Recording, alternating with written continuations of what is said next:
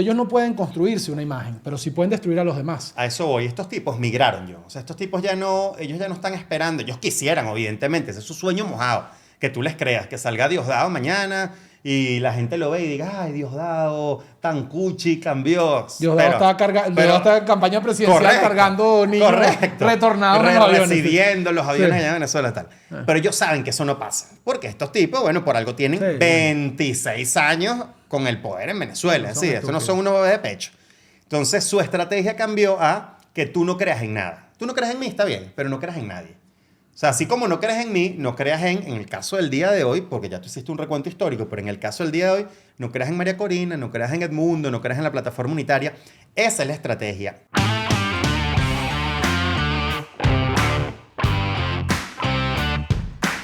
Bienvenidos a Tú y John. Hoy tenemos un programa que estoy seguro les va a interesar porque vamos a hablar de la maquinaria de fake news del chavismo y cómo funciona en general la propaganda política, a veces bien intencionada y a veces no tanto en Venezuela como en el mundo, usando las redes sociales, los influencers y las nuevas formas de comunicación.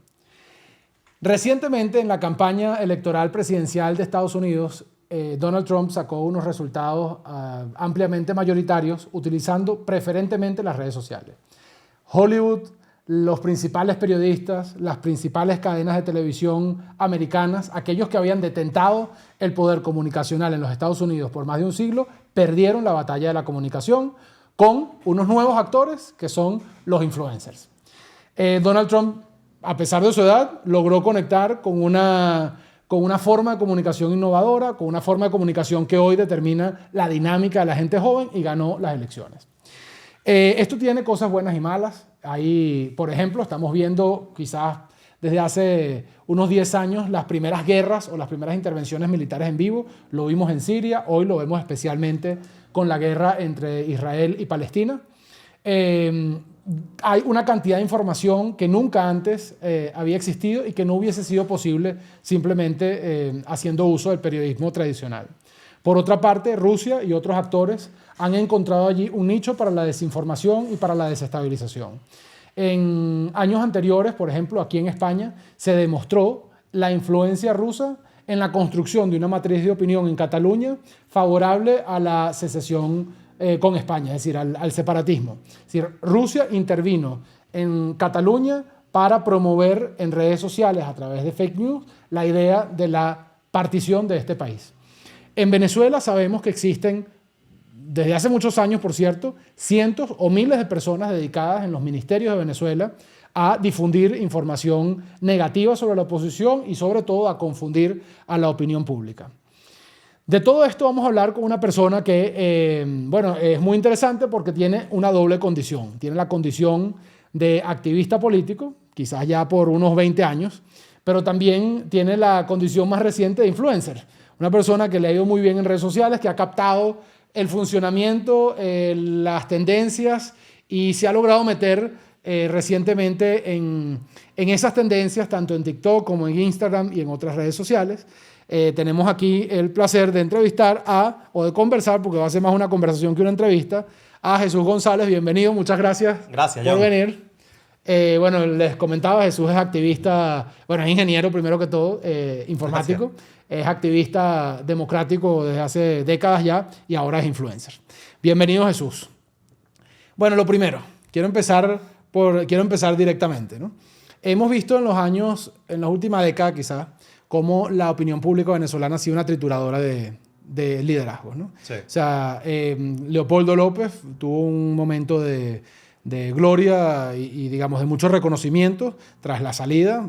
Estamos hablando del año 2014. Enrique Capriles, candidato presidencial en varias oportunidades, tuvo también un momento de gran reconocimiento. Juan Guaidó, posteriormente con el gobierno interino.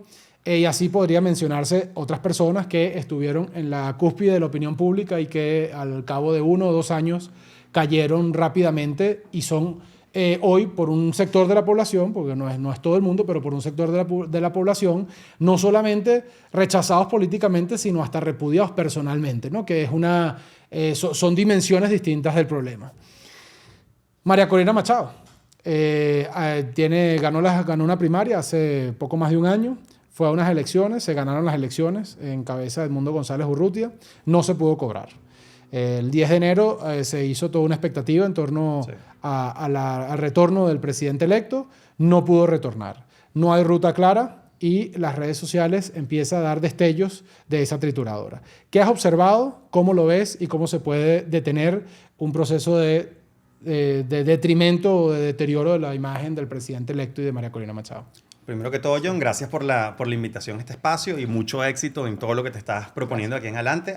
Para mí, y lo he vivido este último año y medio, las comunicaciones son claves en todo este proceso de democratización y de reimpulso que nosotros queremos para Venezuela. No hay forma de liberar a Venezuela sin el poder de las comunicaciones. Y eso yo creo que nos ha quedado más que claro a los venezolanos y a los demócratas estos últimos años. Yo creo que la pregunta que haces es compleja y nos tiene que retrotraer un poco y hablar un poco de la historia de todo este fenómeno, ¿no? Y por qué el chavismo se ha dedicado, como tú dices, a triturar a los liderazgos políticos opositores. Ahí hay una argumentación política evidente. El chavismo no quiere que nadie aglutine a la población venezolana en torno a una causa común, que es la liberación de Venezuela y la democratización del país. Eso es una evidencia. Pero luego está el tema de las tácticas, que es un poco lo que venimos a hablar el día de hoy, que es cómo lo han hecho y cómo esta gente ha ido además mutando con el tiempo y ha ido perfeccionando la forma que tiene de acabar con estos liderazgos políticos. Para los que nos están viendo, recordarán que el chavismo empezó directamente cerrando medios de comunicación, con la censura y la autocensura que eso traía después. Tú mismo, John, fuiste hijo de una generación que luchó en contra del cierre de RCTV y a favor de la libertad de expresión. Esos fueron los primeros pasos de la tendencia autocrática dentro de las comunicaciones del chavismo. Está RCTV como uno de los casos bandera del país, pero también un montón de emisoras radiales y que a partir de ahí este cierre de medios de comunicación también fue haciendo que otros medios de comunicación, para no ser cerrados, se autocensuraran. Entonces empezaron con el cierre que genera censura y autocensura en otros medios de comunicación. Luego pasaron a la compra, a la adquisición, bien sea coaccionada o no, pero a la compra de medios de comunicación que históricamente estaban relacionados con la oposición al chavismo. Y hubo también casos emblemáticos, como por ejemplo el caso de Globovisión, el caso del Universal. Como te digo, algunos habrán sido coaccionados, otros no, pero eran medios que históricamente estaban relacionados a tener una línea crítica contra el régimen de Chávez y luego ellos los adquirieron para empezar a hacerse propaganda a ellos mismos. Luego esto mutó porque la gente empezó a migrar, también porque la tecnología fue migrando a portales web. Y esta gente lo que empezó a hacer fue a cerrar el acceso de los venezolanos, a bloquear las páginas web en Venezuela. Y los venezolanos empezamos a utilizar VPNs y empezamos a entrar duro, fuertemente en las redes sociales. Volvieron a mutar.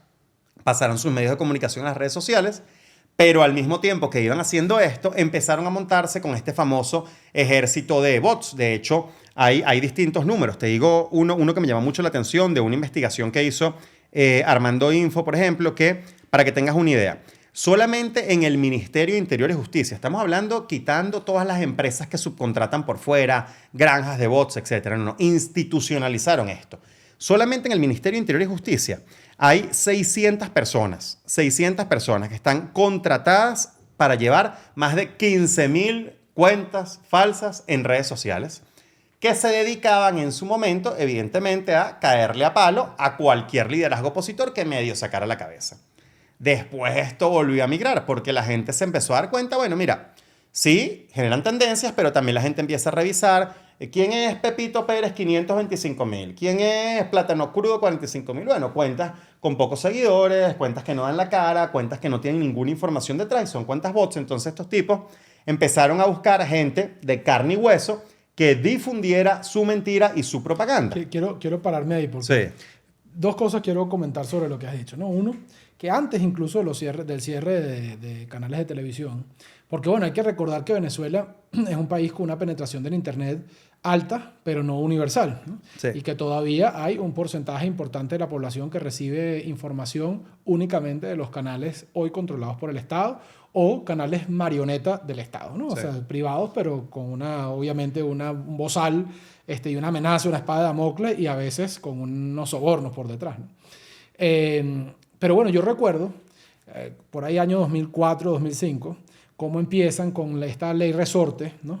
El chavismo, a primero obligar a los canales privados a poner los mensajes del gobierno. Sí. Y recuerdo que Chávez todos los días, prácticamente todos los días, quizás 5 veces a la semana, utilizaba gratuitamente la señal privada para encadenarse y dar un solo mensaje por 2, 3 y 4 horas. O sea, sí.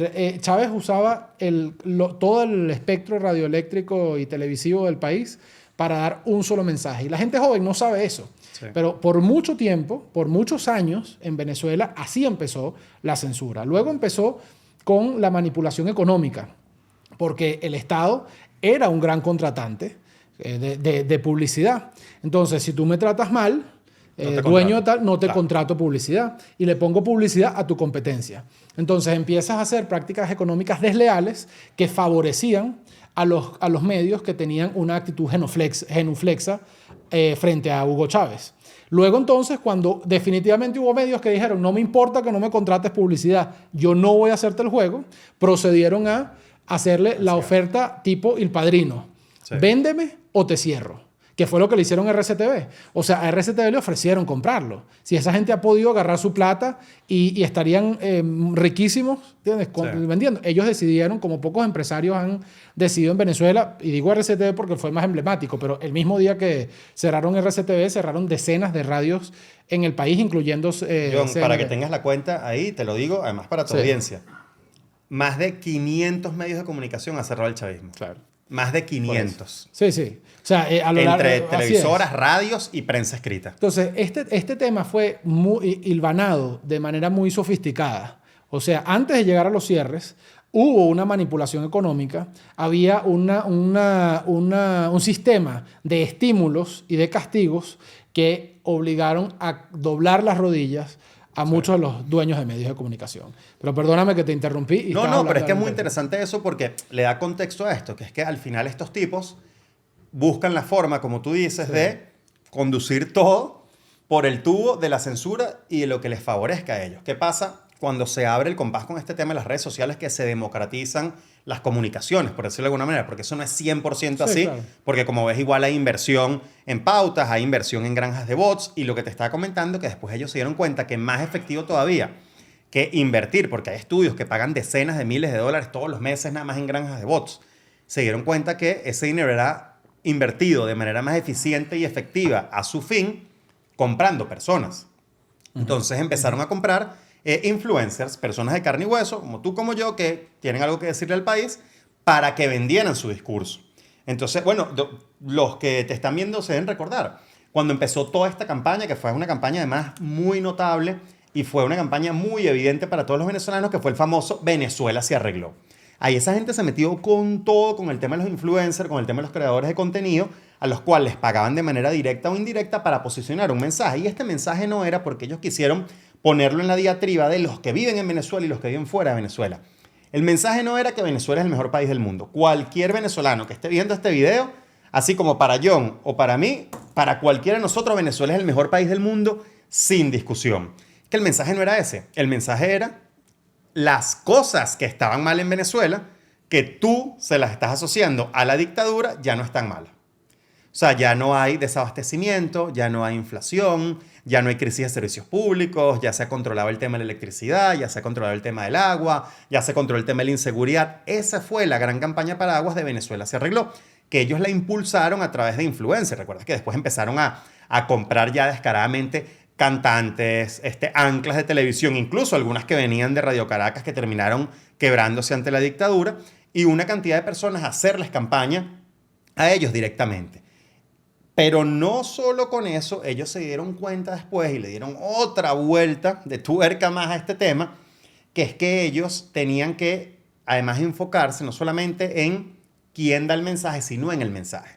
Entonces estos tipos, con el tema de los influencers, además, hace poco tuviste que instalaron el Congreso Interplanetario de Influencer Antifascista, que hay uno que es el más odiado, que es el argentino Michelo, que trajeron a bailar encima, literalmente, bailar Están encima del centro de están tortura. investigando en Argentina. Que lo están investigando en Argentina por los miles de dólares que cobró para hacerle campaña por la calle, el medio campaña, propaganda pura y dura a una dictadura investigada por presuntos crímenes de lesa humanidad por la Corte Penal Internacional, dicho así por Naciones Unidas también, lo están investigando, pero es que lo que te digo es que estos tipos entendieron que, mira, ya tú no le vas a creer, yo no le voy a creer, pero absolutamente ningún venezolano les cree.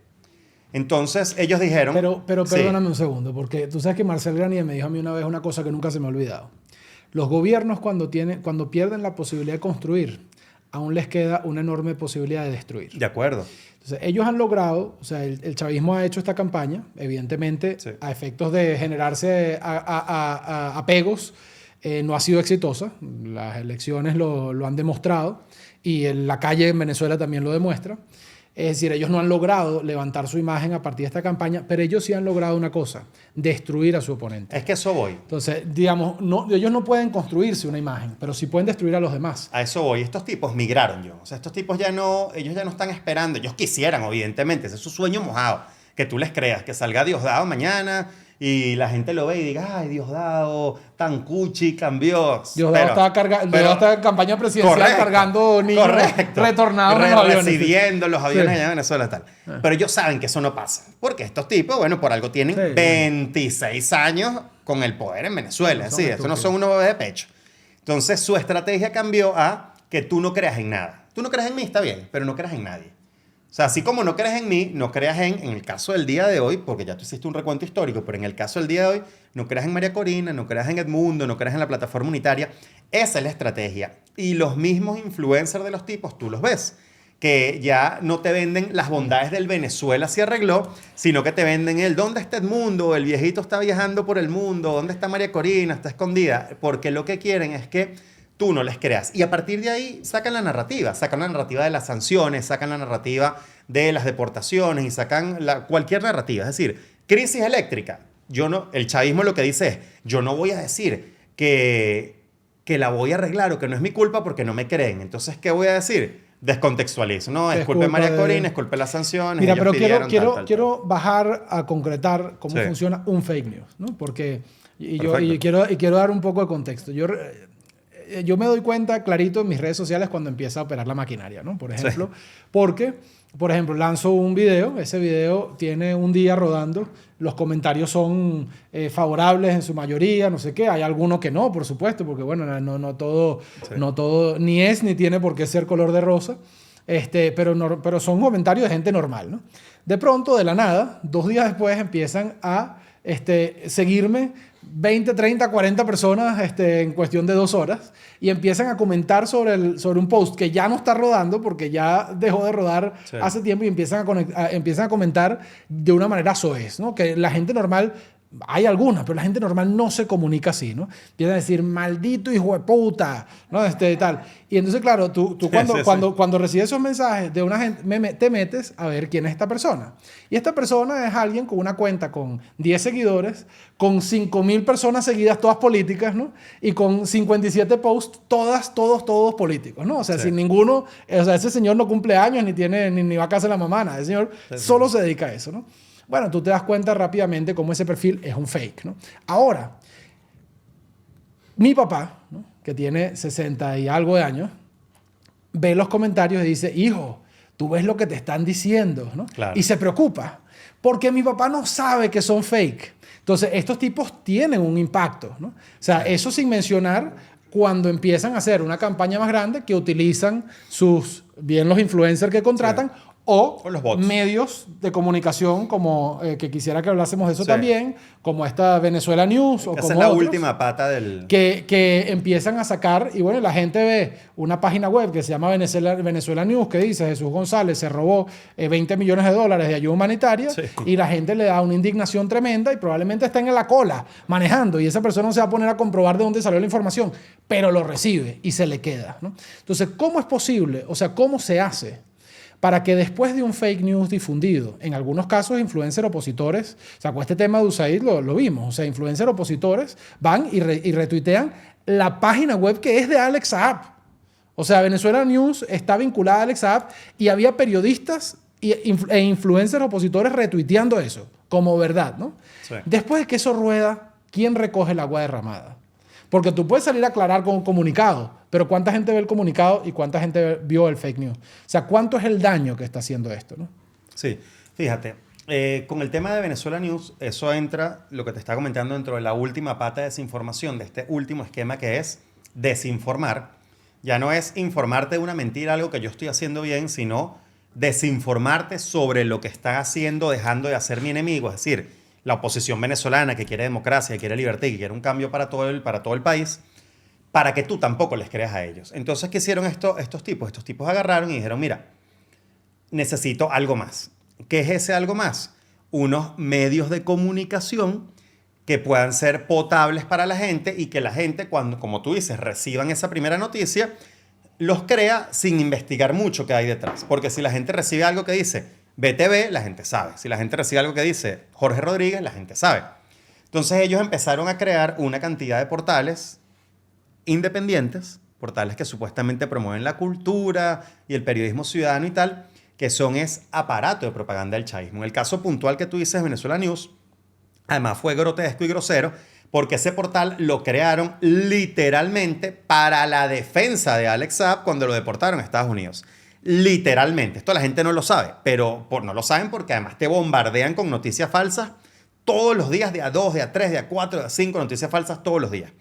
Cuando a Alex Saab se lo llevan preso a Estados Unidos, que lo deportan, el Estado, es decir, el Estado mezclado, como sabes, en Venezuela con gobierno y partido de gobierno en este caso, que es todo lo mismo, crea Venezuela News, hace una campaña nacional que se llama Venezuela News por la liberación de Alex Saab. Y crean el medio de comunicación en vivo, están los videos, por BTV, diciéndole a todo el mundo que sigan esta cuenta y tal en la defensa de Alex Saab, porque esa es la campaña en la defensa de Alex Saab. Y eso después lo convirtieron en un medio independiente para difundir mentiras. Ahora, aquí hay dos cosas. Lo primero, lo que tú dices. Después de que estos tipos tiran el golpe, ¿no? ¿Cómo tú reviertes eso? Coño, viene previo un proceso de concientización de la gente, que no es fácil.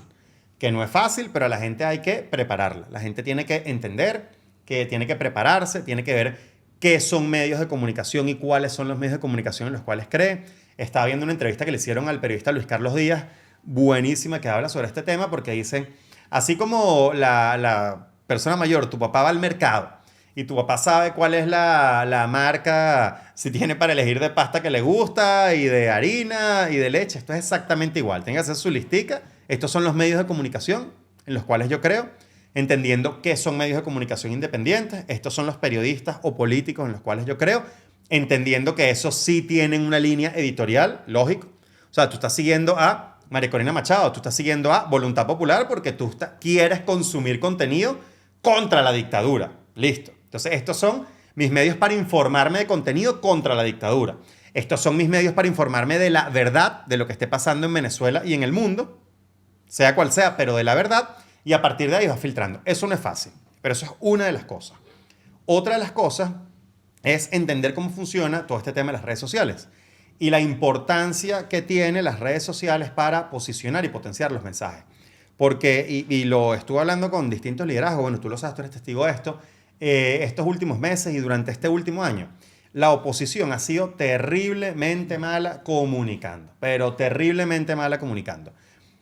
Es verdad que el chavismo tiene un aparato, además pago en la mayoría de los casos, enorme, que uno no tiene. Pero ahora están las redes sociales.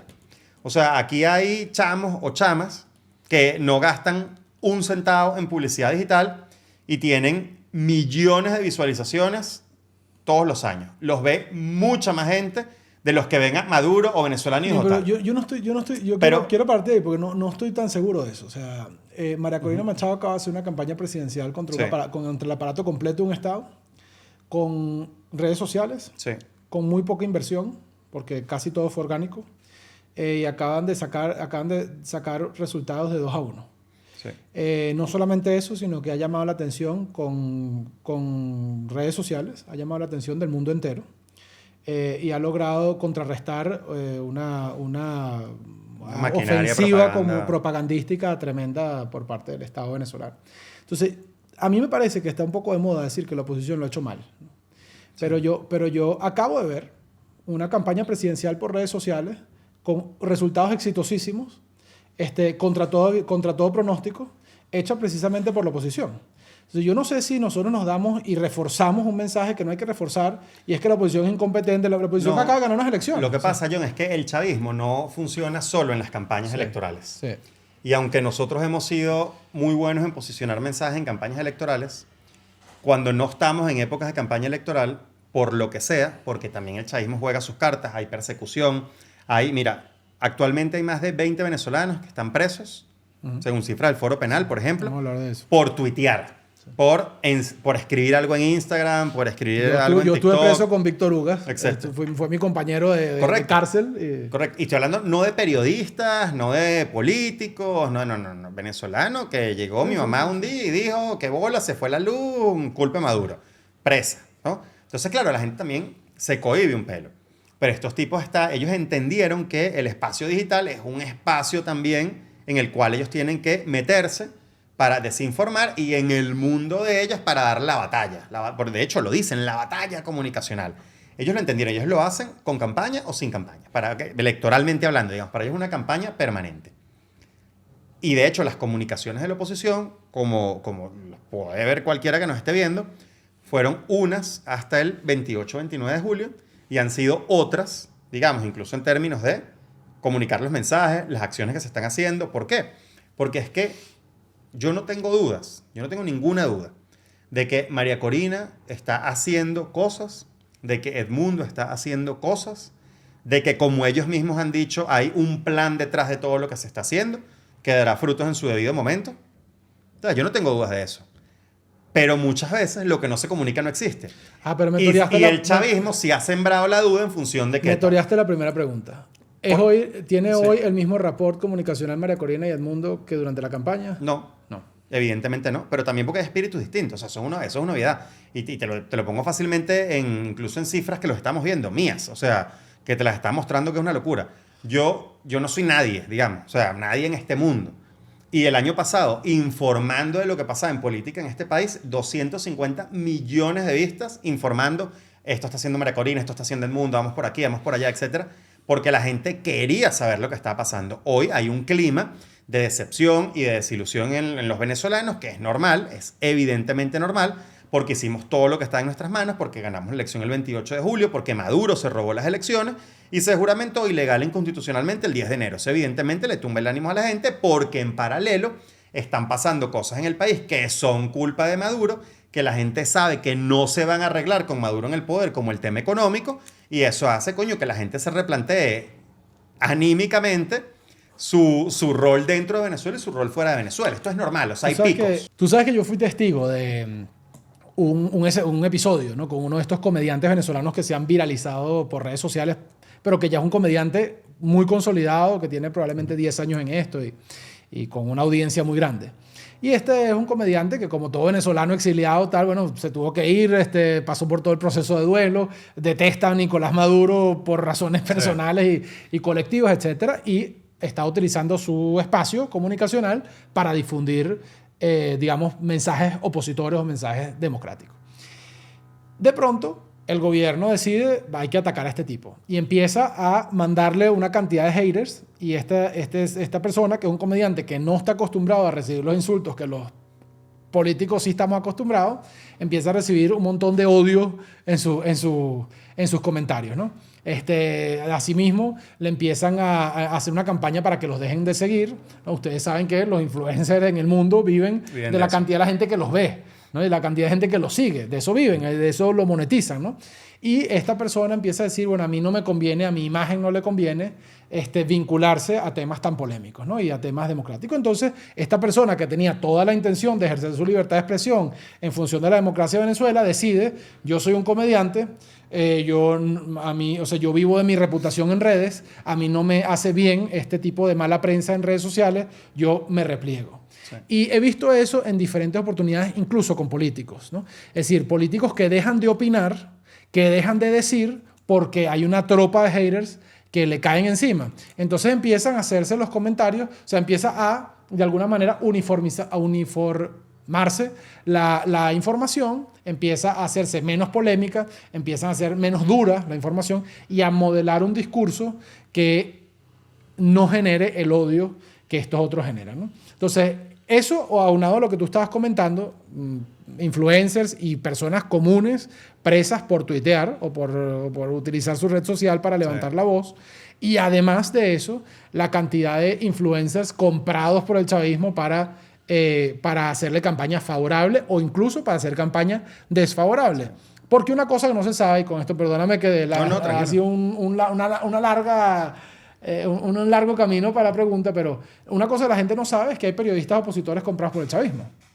Sí. O sea que hay periodistas opositores desde Miami preferentemente y en Venezuela también, que se dedican, que si usted ve un programa de esas personas, se dedican 95% del programa a hablar mal de la oposición y se les olvida hablar mal del chavismo. O sea, de pronto el chavismo, que ha sido la máquina de corrupción más grande de la historia de América Latina, ¿no? Que probablemente ha malbaratado 600.000 millones de dólares o más en los últimos 15 años, de pronto no se habla de la corrupción chavista, sino que la oposición es la corrupta, la oposición es la tal, y estos son periodistas opositores. Entonces, esta gran manipulación sobre los influencers y los periodistas, ¿cómo se descubre? O sea, es decir, ¿cuáles son los antídotos que tiene mi papá para separar el polvo de la paja y decir, yo este tipo de información basura no la consumo? Porque en el fondo es una decisión personal, ¿no? Sí, totalmente. Pero, claro, es que diste un contexto, ¿no? Muy grande. Y yo creo que tocaste 3 públicos o 3 creadores de contenido comunicacionalmente hablando distintos. Están los creadores de contenido de distintos temas, que pueden ser, como tú dices, comediantes, pero los hay cantantes, los hay escritores, los hay, digamos, de todo tipo, que se montan a comunicar las banderas pro libertad y pro democracia venezolana, sobre todo en campañas electorales, porque es la causa común del país. Y eso es increíble, es fenomenal, se agradece y nadie está esperando que una persona que es comediante, que vive de ser comediante, que hace un contenido increíble como comediante y por eso tiene cientos de millones de vistas y de seguidores, de un día para otro ahora sea político. Ese no es su rol. Pero como nos une a todos como venezolanos, en momentos puntuales pone a disposición ese cañón enorme que tiene al servicio de la democracia. Entonces eso, chapó. Y es entendible, como tú bien lo dices, que no estén acostumbrados al ataque de la dictadura. Porque ese no es su negocio. Sí, ¿no? Es decir, claro. Eso es entendible. Otra cosa son los políticos. Y ahí va con el tema de la mala comunicación. La mala comunicación también muchas veces es la falta de comunicación. Porque los políticos erróneamente creen, como tú estás diciendo, que pasando agachados o callándose la boca no les va a caer encima el chavismo. Pero no es solo que sí les cae encima el chavismo, sino que también les cae encima la gente y con razón.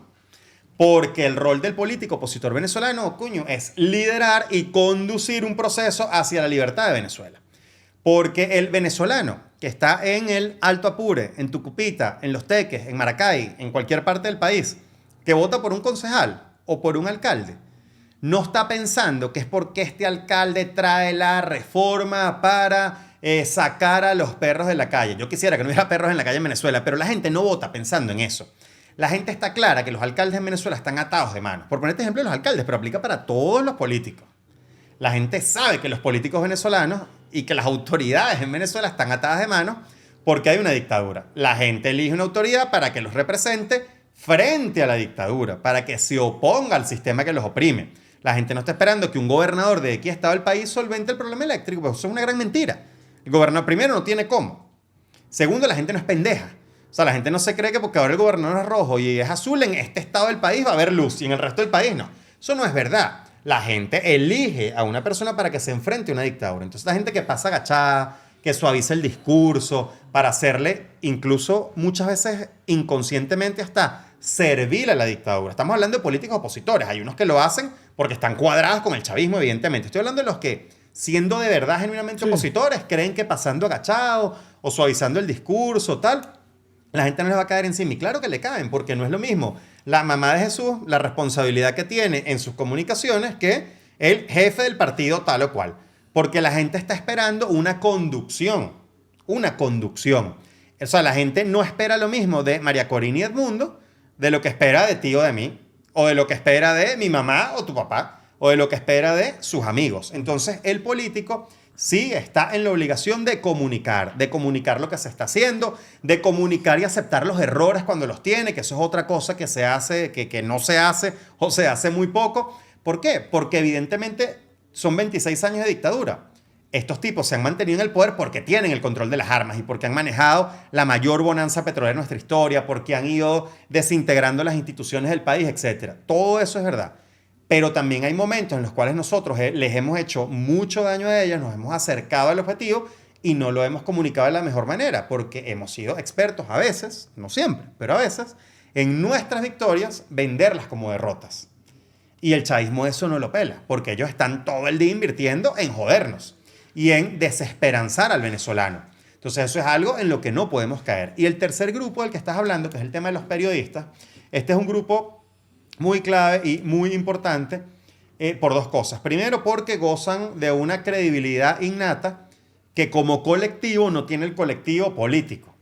Es decir, hay líderes políticos que en momentos coyunturales tienen la credibilidad de todo el país porque el país quiere que los lidere. Sí. Pasó con Leopoldo en su momento, pasa con María Corina, pasa con el mundo. Es decir, pasa.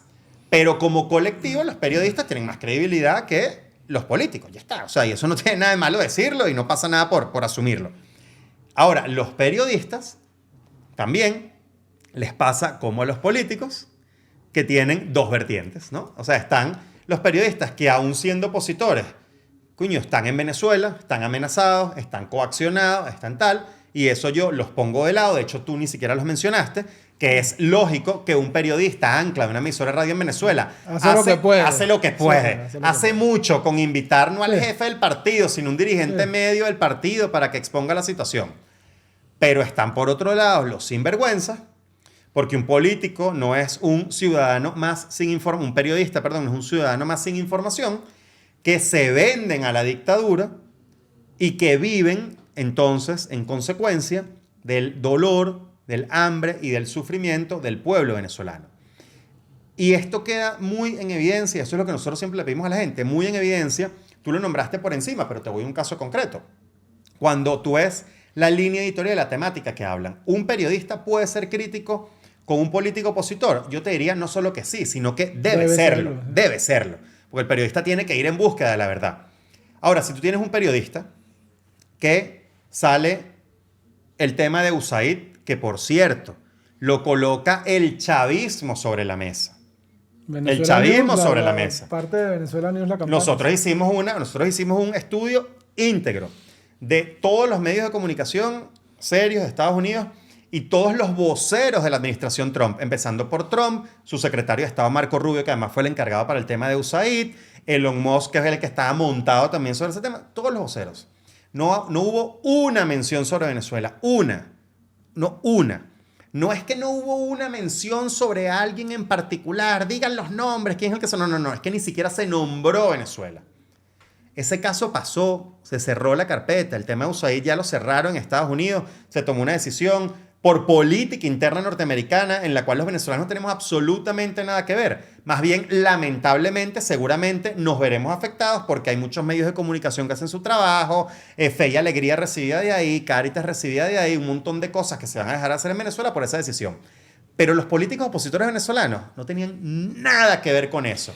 Y hubo periodistas, John, que le dedicaron 20, 30 horas a hablar de este tema vinculando la dirigencia política opositora y no le vincularon porque nos montamos a ver 2 años atrás, cuando estalla el caso de PDVSA Cripto, que el mismo chavismo acepta que se perdieron 23.000 millones de dólares. Eso es lo que aceptan. Imagínate cuánto de verdad se robaron.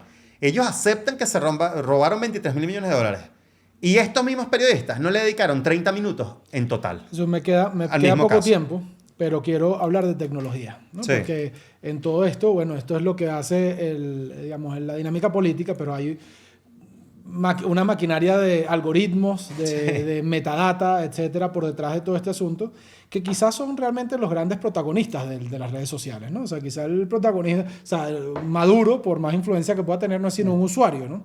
Pero aquí hay unos grandes conglomerados económicos que son los dueños de la información del mundo hoy, así como hace unos años el dueño de CNN era un tipo que controlaba 20% de la comunicación americana, hoy el dueño de Instagram tiene una enorme pieza de la torta y Elon Musk tiene una pieza de la torta, etc. Recientemente, años atrás, hubo un famoso caso en Inglaterra en contra de Facebook y de lo que hoy es Meta por el uso de la data de los electores con fines electorales, ¿no? Es decir, Meta vendió esa data y utilizó esa data para favorecer una campaña electoral de un presidente. Cada vez que uno acepta las condiciones de una red, uno está permitiendo que utilicen sus datos, que lo escuchen probablemente a través del micrófono, que utilicen la imagen de uno en ciertas condiciones, etcétera, etcétera. Y el otro tema es inteligencia artificial. Probablemente hoy pueda haber videos de María Corina Machado diciendo cosas que ella nunca dijo y la gente lo ve, o sea, lo ve en imagen y es difícil de distinguir si eso es verdad o es mentira. Y la gran confusión que se puede generar a partir de estos videos de inteligencia artificial, así como la malicia con la que se puede dirigir a públicos específicos, mensajes específicos contradictorios, son enormemente dañinos y muy difíciles de contrarrestar. ¿Cómo ves el futuro de las redes sociales, ¿no? A través o bajo la óptica de la inteligencia artificial? ¿Cómo crees que el uso de data está cambiando el mundo de las comunicaciones y de la política global? Y bueno, ¿qué se ha dicho en este medio comunicacional para poder revertir o por lo menos limitar un poco esos efectos adversos? Mira, lo primero que es importante, que yo creo que todo el mundo tiene que entender, que es que el cambio y el avance tecnológico es imparable. Es decir, aunque nosotros queramos negarnos a lo que está pasando, va a ocurrir y va a ocurrir cada vez de manera más acelerada. Lo segundo es que Maduro no juegue en esas ligas. O sea, eso es importante. Sí. La información que en efecto sí tienen estas grandes compañías, sobre todo las compañías que manejan de cara a lo que estamos hablando que es comunicaciones, porque después hay otro tipo de compañías tipo Amazon, que también son unos gigantes que manejan lo que es y lo que no es. Pero hablando del tema de comunicaciones, que básicamente a día de hoy y para Venezuela sobre todo son Meta, TikTok y X, Maduro no juega en esas ligas. Tanto no juega en esas ligas que, bueno, ya directamente, como ustedes saben, con X, guerra muerte, porque el dueño es Elon Musk. Con Meta, guerra muerte, porque igual es compañía americana que ellos sienten que los ha golpeado duramente, constantemente. Y con TikTok, que es empresa china, ellos no pudieron hacer absolutamente nada. Y tú dijiste algo que expresa muy bien el tema del TikTok. Maduro es usuario de TikTok. Por lo tanto, es consumidor de TikTok. Imagínate este tipo, cada vez que abre su aplicación y su entorno, y el chavista que está hasta en el pueblo más remoto de Venezuela, que abre el TikTok y ve lo que está pasando en Venezuela. Y ya no te digo ni siquiera la gente que se burla de Maduro, la gente que dice fuera Maduro, la gente que da los resultados electorales, que además se recogió no solamente las papeletas electorales oficiales del CNE, es una prueba que tenemos, pero es que además tenemos los videos de la gente celebrando fuera de los centros de votación. Jesús, lo que pasa de es donde que tenemos no esa hay un acta. TikTok. No hay un TikTok. Hay tantos TikToks con Correcto. usuarios. Entonces, a Maduro probablemente, en su algoritmo, le salen todas las veces que millones de personas lo quieren y lo adoran. O sea, porque el problema de TikTok es que está diseñado para que tú te enganches. O sea, correcto, te muestra lo que tú quieres ver. Correcto, y pero a Maduro le mostrará tema Venezuela. Y no hay millones de personas que estén publicando contenido pro Maduro en Venezuela. Porque un bot publica comentarios, no crea un contenido porque no hay una persona detrás haciendo las cosas. Hay influencers, sí, hay dirigentes de partidos, sí, pero el público general, que al final son los venezolanos, bueno, ahí está la elección. O sea, mi 70, punto es, 30. y esto es interesante porque es que Bueno, pero para terminar, John, perdón que cierre con esto. Ellos bloquearon el acceso a X, que es el antiguo Twitter, ¿verdad? Uh-huh. Y ellos, TikTok, lo intentaron hacer. De hecho, ellos lo hicieron formalmente. O sea, TikTok nunca estuvo caído en Venezuela, lo bloquearon. Sí. Lo bloquearon por periodos horarios. Sí. Y al final se echaron para atrás. ¿Por qué? Porque ellos se dieron cuenta que en esa red social, todavía, la oposición de manera organizada no está tan involucrada y ellos sienten que hay un nicho para captar nuevas generaciones porque además es un público más joven. Pero eventualmente también irán hacia allá. Pero también la gente buscará la forma de sortear esto vía VPN o vía otras aplicaciones, porque así es. Eso para esta gente es, o sea, esto es imparable. El chavismo lo que está haciendo es meterse en eso. Meterse en eso. El chavismo, para que tengas una idea, ya tiene anclas de televisión que son enteramente generados con inteligencia artificial. Y tienen cientos de miles de visualizaciones. Y dicen la mentira que les dé la gana sin responsabilidad penal ninguna. ¿Sabes? Así como lo están haciendo. Y cualquiera que lo ve, que no se pone a detallarlo, dirá, bueno, pero este periodista, mira lo que dice este periodista. Sin saber que ese periodista ni siquiera, no es que no es periodista, es que no existe. Ahora, no es real. Lo que yo te decía es lo siguiente. O sea, en un canal de televisión tenía una línea editorial, ¿no? Sí. No era inocente tampoco, ¿no? O sea, había, así como los periódicos tienen, bueno, este es más de derecha, este es más de izquierda, tal. Pero rara vez podían mentir, ¿no? Mentir sí. abiertamente, porque bueno, había un tema de credibilidad de la persona que ponía su cara allí. O sea, un periodista no iba, alguno lo hacía, pero por regla general le daban su orientación, le daban su matiz, le daban su interpretación a la realidad, pero había un hecho real. En este caso, no solamente no tiene que haber un hecho real, sino que a cada quien le muestran lo que quiere ver, ¿no? O sea, decir, sí. El algoritmo, si tú ves perritos y gatos y carros de carrera, a ti te muestran perros, gatos y carros de carrera, porque el algoritmo está diseñado para que tú te enganches a esa red. Sí, porque mientras más te enganchas a esa red, más dinero hace esa red, ¿no?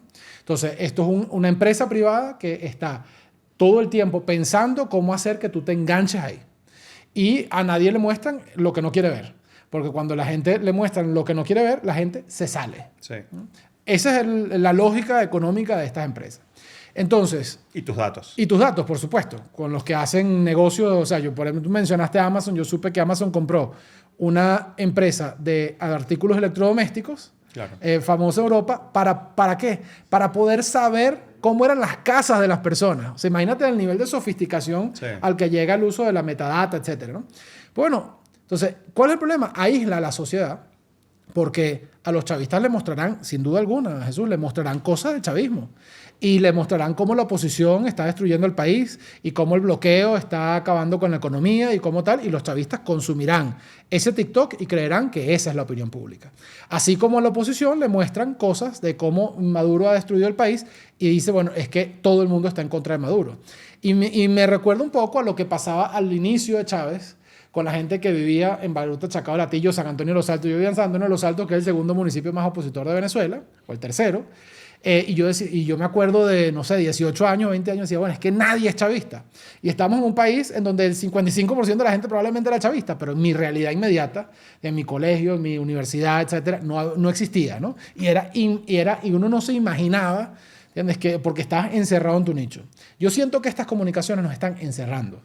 Nos están encerrando en una lógica de algorítmica sí. que nada tiene que ver con el interés de informar. O sea, la lógica algorítmica tiene un interés comercial. Y esa lógica algorítmica, creo, está cambiando el mundo. ¿Cómo ves tú este tema? Es que no funciona así, porque la diferencia con lo, o sea, lo de las burbujas sí. es real. Lo que tú estás diciendo, San Antonio de los Altos, que tú ves sí. a todo el mundo que era opositor, eso es así. Pero en las redes sociales tú no compartes ni recibes solo contenido de tu entorno. Entonces, como está todo interconectado, tú recibes contenido de todas partes y tú no recibes contenido solamente de gente que diga que Chávez es bonito, maravilloso y lo mejor que le ha pasado a Venezuela. Tú recibes contenido de gente que hable de Chávez. Por ponerte un ejemplo, Chávez específicamente, pero sea Maduro. Y ahí te llega de todo. Y lo otro es que las redes sociales también premian y te muestran en función de las interacciones. ¿Por qué a los opositores nos sale muchas veces contenido de chavistas? Porque se meten a comentar y a decir mentiroso, eso no es así, que bolas, tal. Por ejemplo, desde el 2013, que Maduro se monta en el poder en las elecciones que según Enrique Capriles le robaron, por cierto, ¿no? Maduro todos los años sin excepción, es decir, 12 años seguidos, el primer trimestre del año dice, este es el año de la recuperación económica. Todos los años. Y todos los años la gente, si eso le llegara solo a los chavistas, tuviera puros comentarios positivos. Pues no. Para que la gente lo vea. ¿Qué están haciendo ahora los chavistas? Los chavistas agarran los dirigentes, me refiero. O sea, sí. Maduro, Diosdado, Jorge y tal. hacen una publicación, ya tienen acordada una hora de la publicación, tienen estas granjas, como te digo, decenas de miles de cuentas falsas dedicadas a esto. En lo que sale la publicación, le montan 2.000, 3.000 comentarios positivos a la publicación y de una vez bloquean los comentarios. O sea, ese es el modus operandi. Claro, claro. Tú te metes ahorita, métete cualquier publicación de Nicolás Maduro y vas Todo a ver, de maravilla. vas a ver 1.500 comentarios positivos, qué bueno mi presidente, y los comentarios han sido restringidos. ¿Por qué restringen los comentarios si todo el que te escribe que te ama y que eres lo máximo? Porque no es real. Porque no es real. Uno. Y dos, porque ellos saben que el algoritmo les muestra lo que ellos ponen a todo el mundo. A todo el mundo. Última pregunta. Periodismo tradicional versus el hecho de que haya y exista ahora unos influencers Sí. sin ninguna preparación ni específica, Sí, sí. que tienen muchísimo más alcance que el periodista que más tiene en Venezuela, ¿no? O sea, hoy tenemos unos chamos, Kilómetro, montó con un grupo, una gente, Sí. un congreso, tienen un enorme alcance, enorme. O sea, yo me quedo abismado de la audiencia que tienen.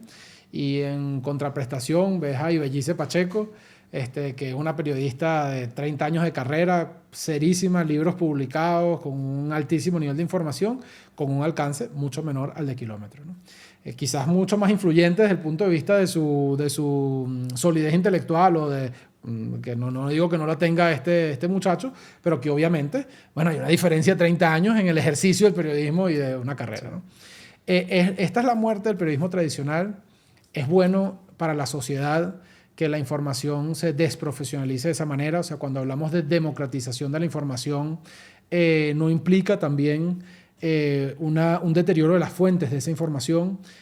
¿Cuál es el balance y dónde está la virtud entre lo que ha sido el periodismo profesional y esta nueva ola de influencers, digamos, de a pie venezolano? Sí.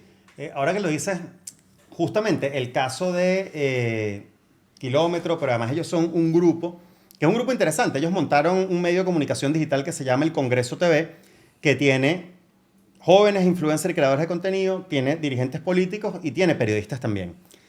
El caso de ellos es justamente muy interesante porque la inmensa mayoría de ellos no son periodistas, no son comunicadores sociales, como en mi caso. Yo ni soy periodista ni soy comunicador social.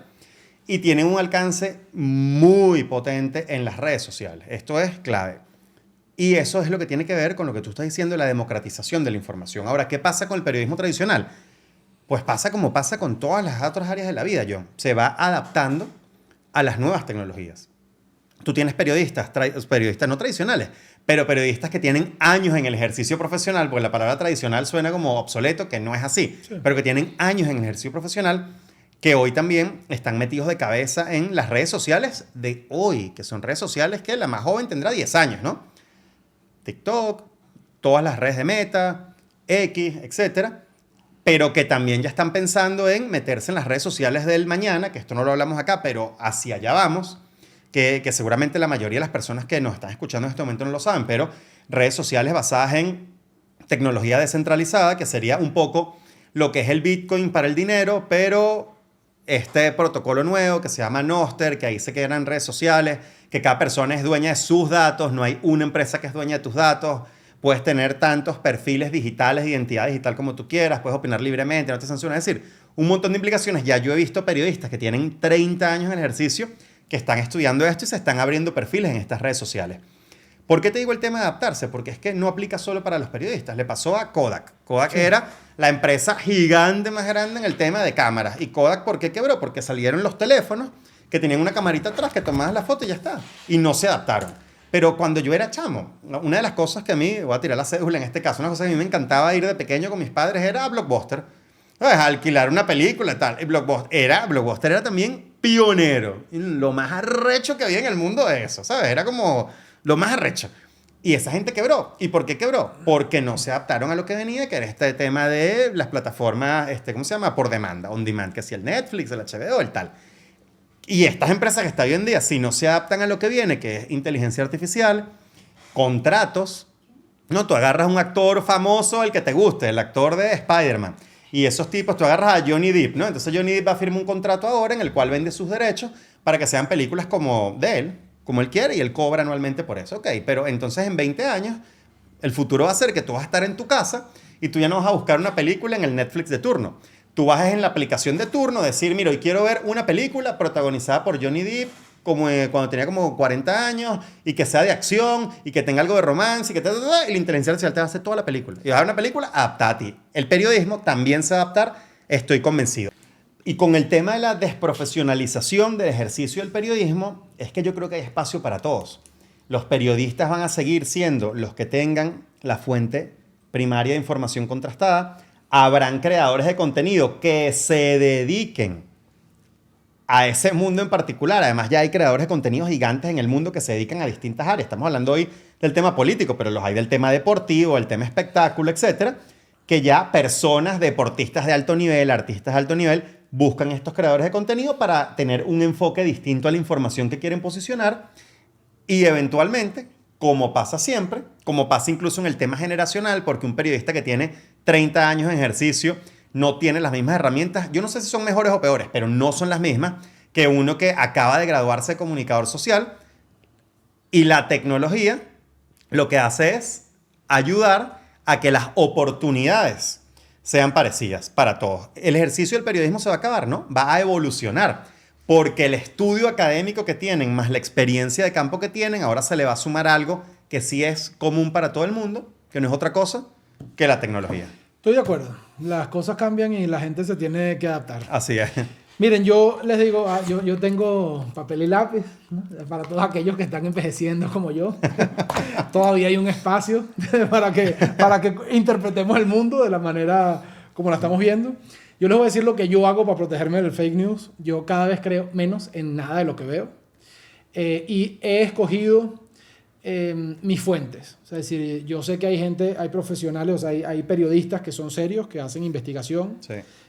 Medios de comunicación que tienen protocolos. O sea, yo me acuerdo una vez yo publiqué un artículo en el New York Times y a mí me asombró el fact-checking del New York Times, impresionante. O sea, es decir, ellos sencillamente no me dejaron afirmar nada que no estuviera sustentado en una fuente creíble, confiable y académica, ¿no? O al menos periodística de nivel. Yo escojo medios, escojo personas a los cuales seguir y creo eso. Porque hay tanta información confusa y tanta gente que habla de lo que no sabe en las redes sociales que es muy fácil hacerse una noción de la realidad que no es verdadera o que al menos no es objetiva.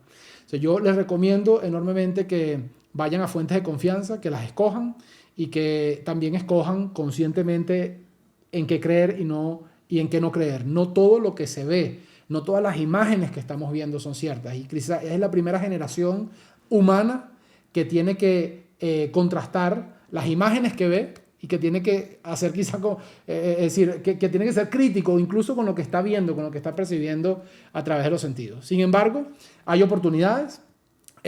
Como dice Jesús, tú dijiste una cosa que es muy cierta, el progreso no se detiene. O sea, esto es lo que viene, esto es lo que hay y es el mundo en el que nos tenemos que desarrollar. Sí. Y en este mundo tenemos que ganar la batalla por la libertad, por la justicia, por la democracia, por la ética, ¿no? O sea, por el respeto a las demás personas. Así que, bueno, o aprendemos a manejar estos elementos o los malos van a utilizarlos a su favor, por lo que en ningún sentido es la negativa de usar las redes sociales, sino más bien cómo usarlas de manera más ética y más responsable. En torno a Venezuela, mi esperanza de siempre, lo vamos a lograr. Encontraremos un camino hacia la democracia y cuando seamos un país democrático, esta enorme maquinaria de desinformación, de descrédito, de humillación, cesará de existir. Amén. Jesús, muchas gracias por estar conmigo. Gracias a ti, John, en este espacio. Y mira, te dejo algo que me parece importante, que lo estás nombrando sobre todo para tu audiencia. Sería interesante que le coloques acá en la descripción aquí de tu podcast algunos links de medios de comunicación independientes para que la gente pueda nutrir esas fuentes de primera información, porque cuando es una persona, la gente puede ir fácilmente a la fuente en el sentido de, bueno, María Corina dijo esto. Bueno, es tan fácil como ir al perfil de María Corina y ver si lo dijo o no lo dijo o buscar la entrevista inicial. Corina Lloris, ¿de qué equipo de fútbol es? Bueno, es del Real Madrid, del mejor equipo del mundo. ¿Por qué? Porque ella lo ha dicho en todas sus redes sociales. Es algo que puedes comprobar. Pero como medios de comunicación en general independientes, yo creo que es bueno. De hecho, hay como alianzas de medios independientes en pro de la verdad que puedes colocarlas aquí en la descripción a quienes te ven. Yo creo que eso está muy positivo. Es una buena recomendación y aprovecho antes de que mi productora me regañe de decir, cosa que no digo nunca, pero síganos, suscríbanse en el canal y tal. Con eso me despido. Un abrazo para todos. Chao.